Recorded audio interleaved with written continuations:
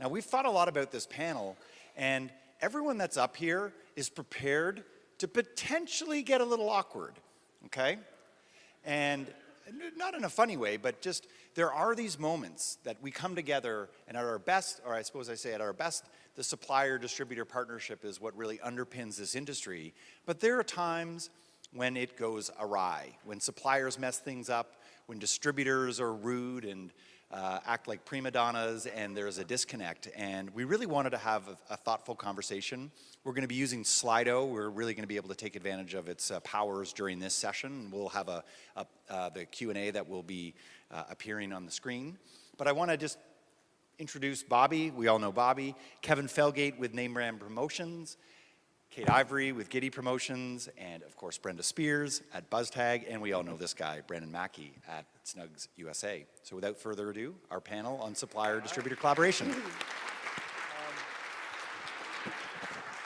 Well, you remember last year, for those of you who were here last year, Pierre had a panel that we were on, talked about creative agencies, and he brought wine, and I was really this close to bringing a bottle of tequila for this panel. we needed that. Be sure we're gonna put Slido on the screen soon, not yet, but we really want you to engage with Slido. I think you'll enjoy submitting questions for this. But let me offer a mea culpa. Right, we're not going to be able to solve all of the industry's problems in the next 45 minutes, but we're going to work toward some significant solutions, and we're going to begin the spring. This is a springboard for a bigger conversation in the industry that all of us have been passionate about having. I first got this idea when I talked to Brandon at SKU-Camp a few years ago, and I was asking him how things were going. He was talking about capacity issues and things that, honestly, as a lifelong promotional professional, I was embarrassed that I didn't know that our strategic partners who keep us in business, who literally we couldn't do business without, I was unaware of most of the headaches that they'd gone through. And so that made me really think through how much we don't really have as much empathy as we think for each other. So that's part of the purpose of this panel. But first, we need to acknowledge what goes right in this industry. Thousands and thousands of transactions, packages daily. I had Kate Boyce on a podcast recently. Kate, where are you? You in the room still? Those awesome Trimark jackets, how badass are those? Kate was on a podcast episode, and she came from retail, and she came from big retail. And I'm always curious about folks that are particularly in the fashion business, what they think about our industry. So I asked Kate this. What do you think as you came into this business, this industry then? What is surprisingly efficient? Were you surprised that works very well and something we should all double down on? I think there's a couple things, and they're all very different. The first thing that I have been amazed by, and I will start with my own company, PCNA, the ability to, best-in-class decorated product with such a tight turnaround and logistically get it to in the hands of the end users in a very short amount of time is something that when I was in retail, we would have killed for. Right. I think, you and I talked a bit at one point about the trend for personalization. Individualism and personalization is one of the biggest macro trends out there. And this industry has doubled down on a way to do this so efficiently and speed to market that is absolutely unreplicated in retail. The second thing that I think is really been, it's been very interesting to me, and it's a breath of fresh air, is the level of camaraderie across this industry. Yeah. The amount of sharing of best practices and ideas and the partnership between the biggest suppliers in the industry, the biggest distributors in the industry, the industry organizations, and the amount that people come together to really ideate and continue to ensure that this industry is protected and that it grows and that it continues to evolve forward. That is amazing to me, and that's not something that you see in the corporate retail world. Distributors, can we give our supplier partners a round of applause for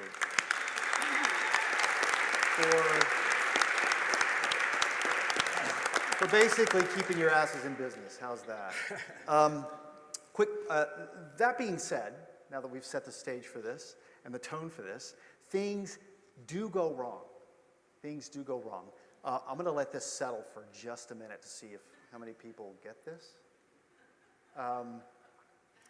So obviously, the customer, William Blair, thanks to Joe, by the way, Joe Gottlieb for this, sharing this with me. William Blair, the customer, had a 75th anniversary, and of course, they wanted, or 85 years imprinted with their logo plus, straight line copy on the items.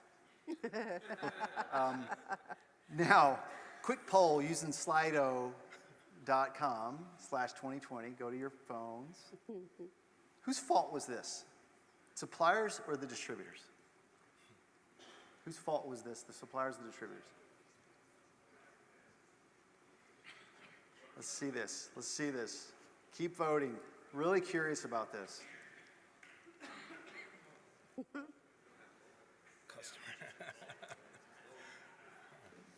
Distributors in the room, be honest, show of hands while people are voting. How many distributors thought it was the supplier's fault? Come on, be honest. Oh, you're liars. You're all liars. Suppliers, how many thought it was the distributor's fault? 85 years on the items. It could have been missing quotations. It could have been anything, straight line copy, right? 6 out of 10 orders in this industry are submitted inaccurate, either missing, correct me if I'm wrong, Brandon, missing information or have incorrect information on the PO by the time it gets to the supplier. So things are effed up 60% of the time from the get-go, from distributors' own hands. Right, so that's the beginning point. Now, Promo Standards is going to eradicate this problem virtually 100%. So that aside, this is the kind of challenge we're dealing with. Kate, I want you to I asked Kate to share a story. Kate, by the way, her husband was a supplier, sold his business, so she understands both sides of the industry very, very well. But she has a story with a project that went south that I think encapsulates a lot of what happens in this business. Kate? I've tried really hard to forget this, so I apologize for any little bumps in the road as I try to recant it to you. It was a project that I did, I want to say in September. It was my largest client. I had a brand new buyer in that position. She has, of course, the need to impress her new people in front of her, thanks, the bosses. Anyway. Can I say how big this client is? It was, well, that figures. particular client, they're right about $700,000 a year for us. And this particular project was just right around $40,000. And it was, if I recall, 7 different items on the same order from 5 different suppliers. No problem. And I have to say, in defense of our suppliers, it wasn't a huge rush, but it was a very, very strict timeline. Like, we didn't have time for things to not go well, but it wasn't a 24-hour rush. The first phone call that I got from the client was, hey, we got our fanny packs, and they had 6,000 fanny packs, and the supplier had shipped all 6,000 fanny packs on one pallet, which was 10 boxes high. So the 2 bottom layers of boxes were smashed, and all the buckles were broken, and the imprints had been dinged. I was like, oh my gosh, okay. The second call, well, actually the first thing that happened was they had journal books, and the supplier called us probably 5 days after we placed the order. We don't have the journal books. And I'm like, what? I called 10 minutes before I put the order in. You said you had plenty of stock. What's the deal? And I get it. Could be an order in front of me. I happen to have a good friend that's higher up in management that I just called and said, hey, I'm just curious. We tried to dot our I's and cross our T's. And she says, let me look into it. I'll call you back. So needless to say, we had to go find another product, which we did the whole thing. Meanwhile, that supplier person calls me back and she says, yeah, they pulled an order that came in after yours because it was bigger and sold the stock. It's like, okay, thanks. Note to self. So we found another journal book, got that all taken care of. Then we get the call from my CSR person, and she says, we didn't get a proof on the new journal books, and they already shipped the product. And it was like, oh, crud. So can you please at least send me the proof so I can sleep at night? Well, of course, it wasn't correct. So I get in front of it, call my customer, and I say, hey, I'm sorry you didn't get approved. They didn't see that on our thing. They're coming to you. Okay. She's like, all right, fine. So that's the second conversation. And by the way, she's enthusiastic with the first call. She's like, cool, things No, happen. no worries. We got it. We got it. it. She's like, cool. She was Right. all like, okay, no worries. Second one, okay, things happen. All right. I hope it won't be that bad. And so we're good. And then the third one was, ring, ring. Hello. It's her. And she says, hey, we got our ponchos. I'm like, you did? Great. Yeah. The logos are all crooked and most of them are smearing off. Okay. Call number 3. Let me get right on All that. right. Take care of that. The fourth one, the cowbells came in perfect. Yay! And so did the tote bags. That reorder of tote bags came in perfect. And then the next call was, hey, we got our running shirts and the imprints are a little crooked. And I'm like, no way, they can't be crooked. It's our supplier partner, our contract printer. We've been doing business with him for 20 years. The guy's great. How could it be crooked? So I run up there that minute, check them all out. Sure enough, half of them are crooked. Deal with that. And then I'm trying to think, then there was the bottles. And the bottles, we had previously done a pre-production sample, got it all perfect. They loved it. They're excited. They open the box when they get there. And the bottles are printed like 2 inches above where we had approved for it to be printed. So, I mean, it just really was one of those things where not the same problem, not anything anybody could have done. But I have to tell you, after the 6th time that I had to take that call of something going wrong, I was just like, what? What can we do? And of course, in the customer's mind, a distributor's customer, that's one project. Oh yeah, she's Right. just like, Right. okay, whatever. And truly, my team, I said, we're going to lose this client. We're going to lose our biggest client over, from what I could tell, nothing that we had done wrong. There was nothing that we could have circumvented. We dotted our I's, crossed our T's, pre-production samples, everything. And that feeling of, I am powerless. Yeah. One of the distributors said it to me this way, said that suppliers don't seem to value us in the way we value our customers because someone else is right behind them to sell their products. Mm-hmm. You think that's true? Sometimes. As one distributor also said to me, we lose money, no commissions, in our time trying to find new products or resell an item. That time does not go to selling or servicing. And most importantly, we lose our customer. The time and customer loss is the biggest risk. I used to joke with my team that we just can't let problems come in threes. Right? You can have problems all the time with a customer, but you can't let them come in threes. In that case, you had quite a bit going on there. Brandon, help us understand something here, because inventory and stock issues and forecasting. By the way, thanks for being on a panel on Facebook Live, by the way, with 3 distributors to talk about supplier-distributor problems. You're a great soul. And to his credit, he said, we pull no punches on this panel, and we be very honest and direct about things. So help us understand inventory and forecasting issues a little bit. Can you do that briefly? Yes. Briefly. I wish there was a science to it. A lot of it, and I think for a lot of suppliers, inventory forecasting is taking previous year's data points and trying to hedge on those. You know, you're trying to do your best guess. You're trying to create this internal formula. The problem that we all face is that nothing is sold until it's sold, right? So we have people that call in and say, hey, do you have X, Y, or Z? At that very given moment, you have that product, right? Right. And it But takes you a don't get day. a PO, it's just a conversation. It takes a day or two, or she's like, I submitted it in 15 minutes later, which could or couldn't happen, right? But things just, it's a fluid business. You're shipping, a lot of suppliers are out there shipping tens of millions of finished pieces of product per year. Yeah. And that is something that is going to be a challenge. So, you try to find the right data points to guess what to order and what to have on stock. But then you get the case in point, which she mentioned, which was we had a very large unexpected order that came in, and we had no data points to see that, and it's hard to predict that. So promo products versus retail. Retail has consumer data. They have Nielsen reporting. They have a lot of data points where they can go out and purchase data. We have no clue who you're talking to. Yeah. We don't know the quantities of which you're speaking of.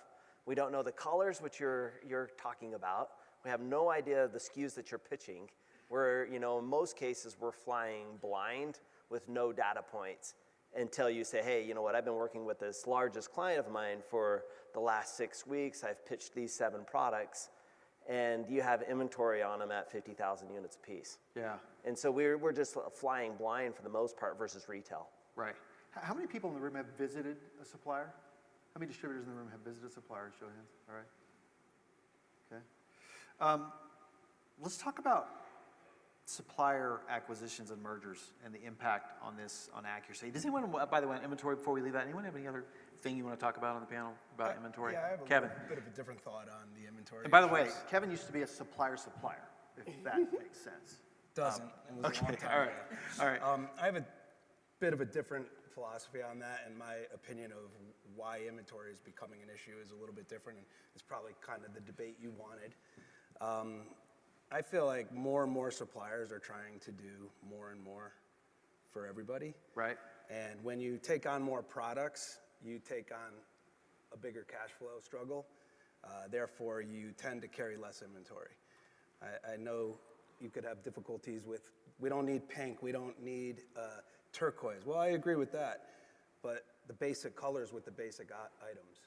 Like, you wouldn't run out of a blue lanyard, would you? I hope not. But but you might run out of 1,000 of these because this is new and you're trying to expand your business and you're trying to have more for more people. So I tend to believe that, and I think a lot of these questions are going to tie together to every one of my answers. Yeah. Well, I think it's a bigger issue. right. Well, and we also have, the economy's doing well. This is going to be a chronic problem, right? It's just going to be a chronic problem. One of the interesting things you just mentioned, Kate, you voiced a concern that many of us have in this business. You said, I'm concerned with the trend of a one-stop shop supplier. These seem to be the ones that we're having the most challenges with. We have long-standing relationships with many of them, and are starting to find those smaller focused suppliers doing a much better job getting things right. Are we heading into a different era in this industry where we have to shift and pivot our manufacturing responses to meet the new normal of larger suppliers with diverse product offerings and more problems?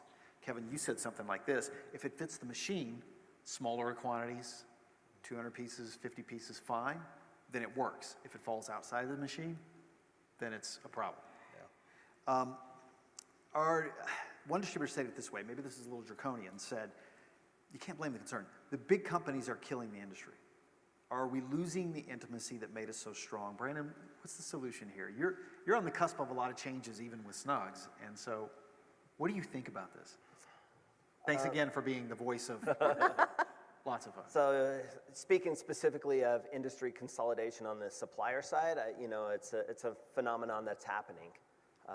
There are large suppliers in the industry that are getting larger at a very aggressive pace. The pros is that there is more one-stop shopping opportunities. There's opportunities for the supplier where they can get more salespeople out into the world and be able to pitch more product. Do I foresee it continuing? I would foresee it continuing as we look for opportunities to expand or acquire or look for add-on acquisitions for ourselves. There's lots and lots and lots of opportunity out there. And it's just really trying to focus in and finding those right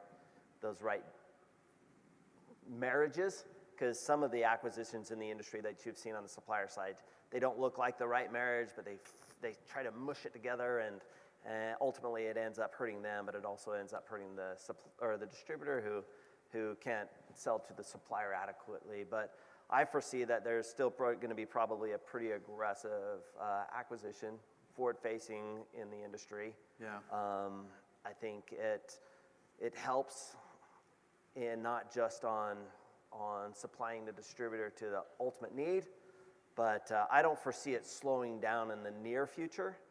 But I do believe that there's a great opportunity for those suppliers out there who do one or two things really, really well to continue to evolve and to be able to service distributors. Brenda, one of the things that many folks in the room may not know, you have a mind share group, a mastermind group of how many businesses that you started? How many distributors are in the mastermind group? There are about 10. About 10 distributors in the mastermind group, which is really cool because it's like a mini community within this community. And is this a shared concern with virtually everybody? Are we just repeating rhetoric that doesn't really mean anything? I mean, you think about some big brands like, and not to pick on anyone in particular, but PCNA, there's multiple manufacturers under that umbrella. So there's multiple manufacturing processes. These are different companies, right, Brandon? These are different. Maybe they're going to align processes soon, but unlike where you're under one roof, you could have companies with different brands. This is a big concern, though, for everybody, right? I think it's a big concern for And everybody. is there a way out of this, or is this just something? Are we going to have to introduce new types of oversight with these types of relationships as suppliers and distributors? It seems that, I worry about the 24-hour rush, right? Like which we'll get to in a minute. The suppliers for sure. of, okay, so then I'll stop on. No. about that then. But do we need a new set of standards? Brandon, are we? I think, Kate, you'd mentioned this, that you actually have had to implement new standards within your own distributorship just to watch Well, for these we're just working, constantly trying to figure out how not to stay in the problem and get to the solution. And I think the challenge for us as the industry that we are is our suppliers' primary selling force don't work with them under one roof, and the definition of what a partnership is. We throw that word around a lot that, I have a partnership with them or I have a partnership with them. But do we really have partnerships? And are we really learning about snugs, from nuts to bolts? Do I really understand your processes? Do I really have preferential treatment? Are we really creating partnerships with our suppliers so we understand the problems that they're going through or the inventory challenges that they're going through? Do we have a resolution person within your company that has the power to facilitate a problem when it does happen? I think those are the things we have. In our company, if there's a problem, the person that's dealing on that order will try to start the resolution, and if we need to escalate it and go up, I immediately get involved. And then I'll take it up the chain as far as I need to take it up so that we can get into solution as quickly as we can. But it's about not blaming, it's not, pointing fingers, but it's like, how do we get to a solution? How do we get to that fix the problem and move on? And credit doesn't fix it. Right. So, Kevin? Yeah, I just wanted to say something. I love what you just said about the first question was, whose fault is it? It really doesn't matter whose fault it is, ultimately. I think we need to do a better job about picking our partners. I think sometimes our goals don't align, and we're asking a supplier to do something that they don't have any interest in doing, or that doesn't fit their business model, which is completely fine, but it may not fit me. And therefore, we're going to have a struggle of power almost all the time, which never makes the problem get any better. The second thing I wanted to talk about was this question. Before you get to the second one, can you clarify how you would do that, how you guys have done that better? I mean, your order average is $6,000, and you're going to talk about a $1.2 million project, and you're doing some interesting custom work. Is that what you mean? Yeah. Like you have a different set of Well, I don't know the people in this room well enough, so I don't want to, I won't use names. Right. There's let's call it a drinkware, and I know I could get that very cheap. Okay. Direct? No. From that particular supplier. All right. My goals do not and never will align with that supplier, so I can't buy that even though I know the price is right, because I'm just constantly going to have a problem. And I can only blame myself at that point. So the question was, who do you feel like blaming? I blame myself for that one because I made a poor purchasing decision. Okay. And if you don't mind, just really quick on the second one, mergers and acquisitions. I'm terrified, and I'm terrified solely because, on a selfish perspective, we do programs, and we rely on really good vendors to be nimble, to do a lot of customization, and to work with us. In return, they get big orders, as you alluded to. I think this is a trend that is going to be difficult for me as a program, high-end customization projects. I'm worried about it. I think the bigger issue is not necessarily the mergers. For all you suppliers that are merging and making millions, congratulations. I think that's great. And never would I question your business decision. But I think the problem is the how easy entry it is to get into this industry. Yeah. And I think that it's commoditized it so much that the suppliers are forced to make it easy, to make it less expensive, and then the finance companies and the mergers, they buy more companies to grow their business. And I hate to tell this to everybody out there, but it just screams commodity to me, and I'm terrified.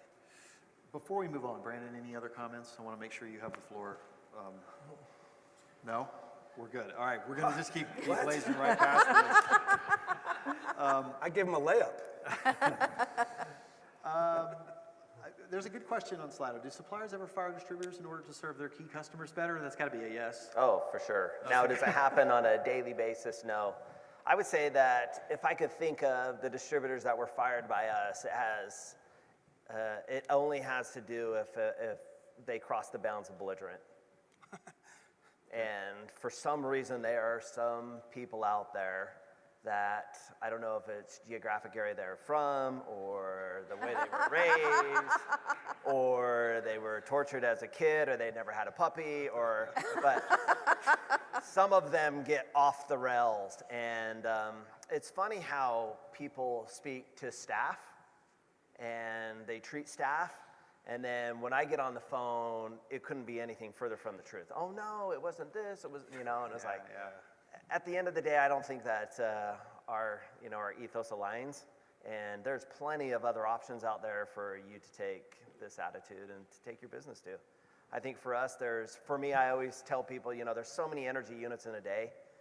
We cannot afford to waste any energy on people that don't fulfill us and don't bring us joy. So if it's not a joyful relationship, at the end of the day, for us, a $10,000 customer is not going to change the way that we operate our business, and so it's just not worth it. Yeah, the don't be an asshole rule applies no matter whether it's a $700,000 project on the line or a client or whatever. Okay, let's talk about speed in the 24-hour rush issue. I remember several years ago, Trevor Neeson with Logomark looking at me, just had this awful look in his face, and he said, we did it to ourselves, this 24-hour thing. PCNA sent out a notice that effective January 1 for their leads and bullet divisions, quote, to better manage usage and demand for their 24-hour service, there will now be a $50 fee for SureShip orders. PCNA and leads, obviously one of the most intelligent businesses in the industry, this is not a decision they made lightly. MOQs have gotten smaller, they're tying up their valuable press time with smaller projects, so they got to bump those. Ironically, David Nicholson and his team, if I'm not wrong, and I may be wrong about this, architected the 24-hour rush service 15 years ago, and yet here we are today. Like Trevor said, we created our own personal hell. Someone said, I think they're doing the industry a favor. Is this true, Kate? You glad they're doing this? Yeah, absolutely. Are you gonna pass this on to your customers? I'm gonna double it. You're gonna double it. Mm-hmm. Are you passing this on to your customers? Same. Distributors, there's a poll. How many of you plan on to pass rush fees on to your customers? Answer on Slido, please. I'm gonna force you to use Slido. Real curious. Mainly so everybody in the room can see this. This is an important poll for us as an industry. How many people plan to pass these rush fees? Let me ask it a different way, because I think there's some dishonesty going. How many distributors are going to tell their 7-figure client they're going to pay a $50 rush fee on a $500 project? Can I say something about that, Bobby? Yeah, because go ahead. I don't do it every time. I use my judgment based on what I think. All right. But I will charge them for asking me to do a rush proposal. And I will tell them, you're asking me to jump you in front of the other projects I'm already working on. Happy to do it, but it's going to cost you $100. And they say, fine. Do you know, go ahead. Yeah, go ahead. All right, this all sounds really great, honestly, in this room, but I remember the day when we were charging for company stores and nobody was. Guess what? Everybody suddenly started providing them for free, and the whole fucking market started providing stores for free. So I hope you guys stick to your guns, because it's going to be a rough road if we don't. Brandon, is this an attempt? Help us understand this from a supplier's perspective. Is this an attempt to wean out smaller projects and smaller clients? Is this just purely a capacity issue? And can we put the genie back in the bottle? Because this is, do you plan on doing this? I think the ship has sailed. All right. I think what they're trying to get checks and balances on is people using the program for its correct use. So we have customers that will give you a 24-hour ship order, but they want it to go ground. So I think it's trying to put some checks and balances back into the system, to where the system is to accommodate a request or accommodate a use that is needed. It's like I need it to ship like right now. And I think for us to build systems and programs to be able to accommodate that for the majority of them going out ground freight seems a little counterintuitive for us. So for us, I have to applaud them, and they have a different stick to wield than most suppliers out there. Yeah. So. Are you going to do this? It's not in our active, our short range goals to be able to pivot like that. Okay. And a lot of our products are different than theirs, and our processes are different than PCNA. Okay. Any comments on this? Yeah, we're going to eat every one of them. Yeah, I figured you would. Yeah. We have clients, and when our client needs something right away, we're not going to penalize them. We're going to eat every one of them, and if it becomes a problem, we're going to find another supplier.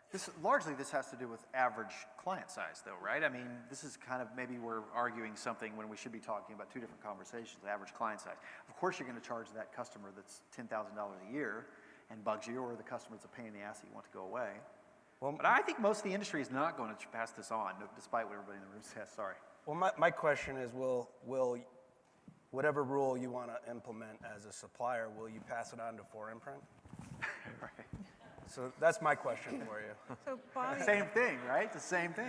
Brenda? also, though, I think it's about teaching people how to treat you, right? And like Kate said, it's, you have to assess who you do it with and not. But we have some bigger clients who wait every single time to place the last second order because they know they can. Right. So if there's a penalty, and $100 isn't that much money for them, but it's like paying 10 cents for a bag in the grocery store. All of a sudden, you're bringing your own bags to the grocery store. It's not about the 10 cents, right? But there's just something that insults you. Yeah. So it's teaching them how to treat you and what's not acceptable.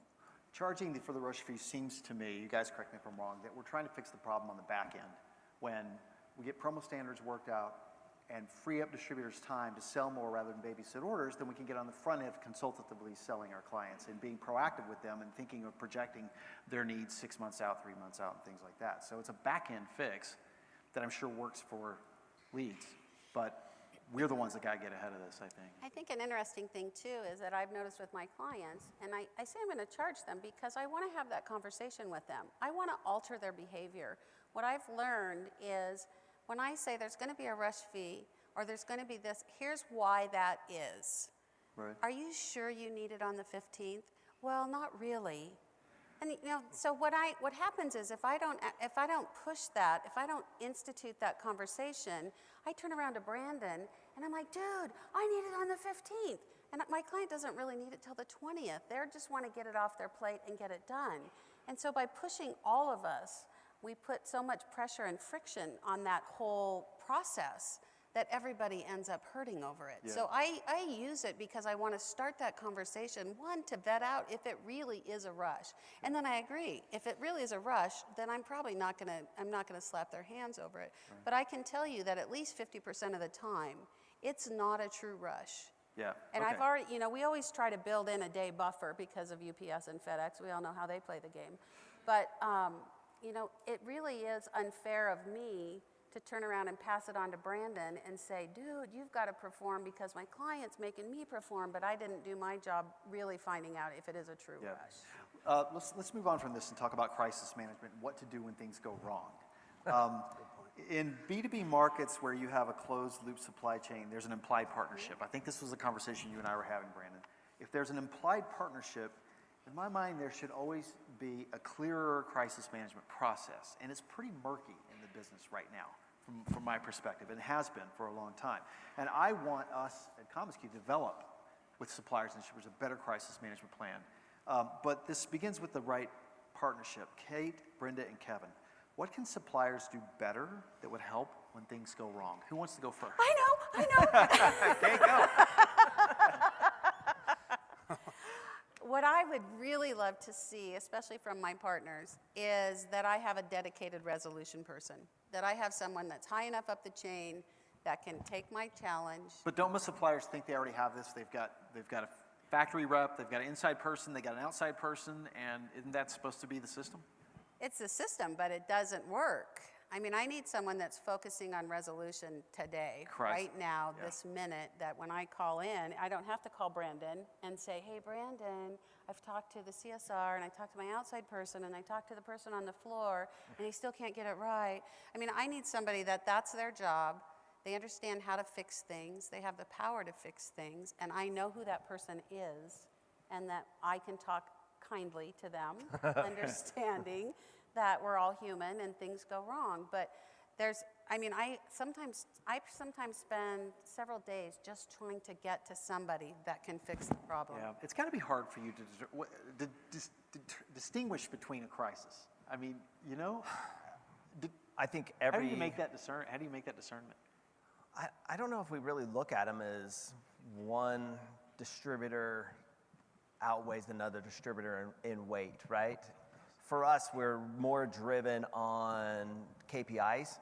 Yeah. And our system is more it's more reward based on the KPI than it is making sure that this top 5 customer got their order out, right? Yeah. So our matrix is to kind of take that problem away from staff and have them focus on the KPI of their area or department in making sure that those checks and balances stay in place. So they're going to want to get rid of all of the crises versus waiting the crises.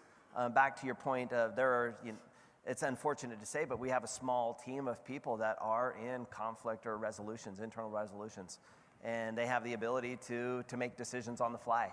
They don't have to ask, hey, can I squeeze this in there? They plug it right into the system, and they've shuffled the workflow around to make sure that something gets accommodated. But can we get to them? We know who they are. Yeah, I don't know if if you were to have a resolution with us, you'd be talking with them, and it is not a savory job. Yeah. I mean, these people are saints. Yeah. You know, Yes, they are trying to work their magic, and they're trying to, massage the flow and not have anybody get more upset than they already are upset. Yeah. Brenda or Kevin, go ahead. Yeah, Brendan. No, go ahead. I thought a lot of these questions had similar answers for me. Again, I think the best way to handle a crisis is to avoid the crisis. Yeah. And I feel like it goes down to having the right partners, having direct lines of communication, being on the same page, having the same goals, and knowing what you expect out of the resolution as well as what the vendor expects out of the resolution. And I'm liking the word partnership, because even though I was a little strong on my stance about the $50 charge, that was more emotionally for me and my staff that's up listening. I don't expect them to eat it. Yeah. I'll eat it. That's on me. Right. But for us, it's more about avoiding the risks. And then, when there is a problem, let's not use email. Let's pick up the phone and give a solution. Okay. I think a solution is really all we care about. It doesn't matter why it went wrong or how it went wrong. It's my customer doesn't care about that, and I know everyone in this room feels the same way. Right. What's the solution? Brandon, what can distributors do better in a crisis? Again, I think the more we're aware of what's going on, the more that we can be assistant of what's going on, the more true data that we have. When is it really needed? What is the real problem? Is it the entire order that needs to be reworked, or is it 50 pieces out of 10,000 that need to be reworked? Try to feed us the right data versus saying, no, it's all, it's gone to hell in a handbasket, everything is wrong. Distributors are often afraid to have more conversation with their customer about this because their customer's pissed and heated, and they don't want to go in and tax them anymore with that kind of detail, but you need it. Yeah, you have to know exactly what the... Absolutely. How can we figure out a way to perform unless we know what we're trying to perform to, other than, you got to redo the entire order. You got to ship it out overnight. What's your percentage of error?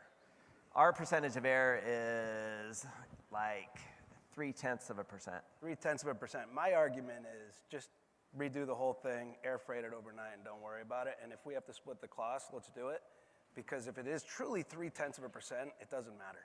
Mm-hmm. What matters is the time wasted going back and forth about how we can split this up, or how we can maybe fix 10% of it instead of 90% they can keep. My customer doesn't want to go through 10%. So our philosophy is, if we were the contributor of the error, we eat it. Agreed 100%. So And we're the same way. if But let's not, if they send it in and it said 75 years, you know, typeset this or set this at 75 years and we do it at 85, we eat it. Yeah. I mean, if we contribute to the error, whether that's setting up the artwork, sizing the artwork, location, color, we put the wrong zip code in, then, you know, there's not a lot we can do than own it. Is there some supplier sitting there who wants to really answer this question about what distributors can do better? I'm going out on a limb here. Okay, no hands, no takers. Where's Pierre when I need him? the chief score just popped up. All right, we lost everything. All right, let's talk a little bit about distributors and their own internal procedures. Kevin, you've got a cool story. With this project. It was a $1.2 million project.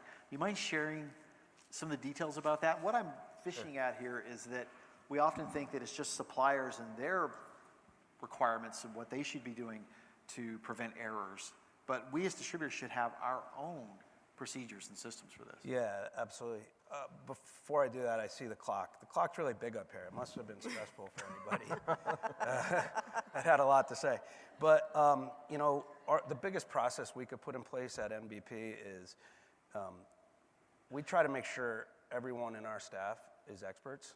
And I know that you can't be an expert on every item. There's millions and millions of items. But if we have an order entry person, we do expect them to understand how things are made, how things are used, how things are printed, so that's our first and foremost line of protection or process in place. You think most distributors forego that type of education? That's the supplier's.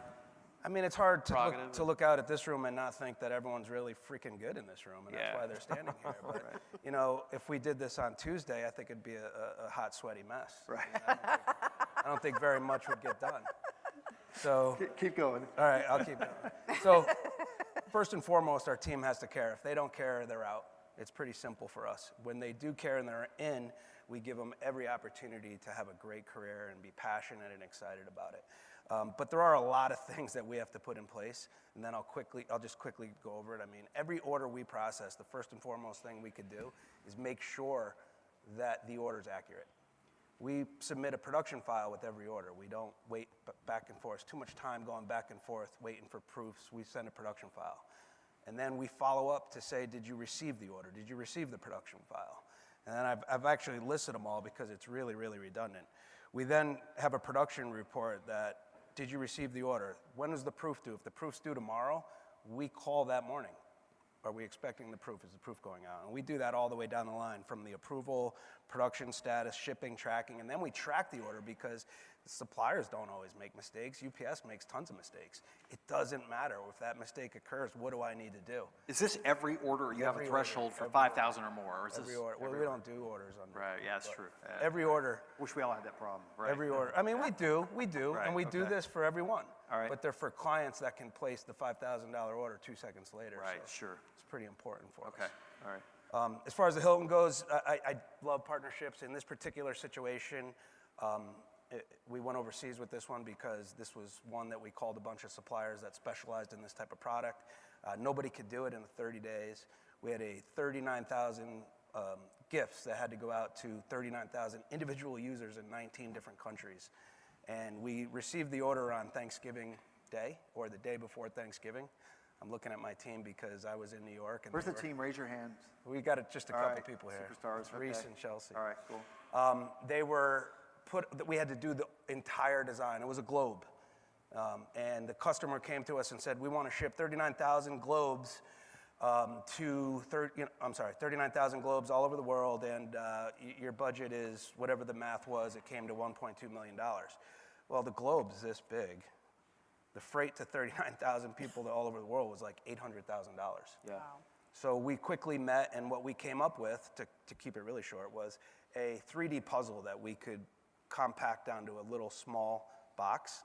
So we turned it into an experience. So when they opened up the box, they had to assemble it as a family, and then they had a globe that was really high quality, even though it was paper, and they could put a pin in it, and as a family discuss where they were going to go next. So we had them sold on that, and we saved $600,000 on freight by getting it into that box.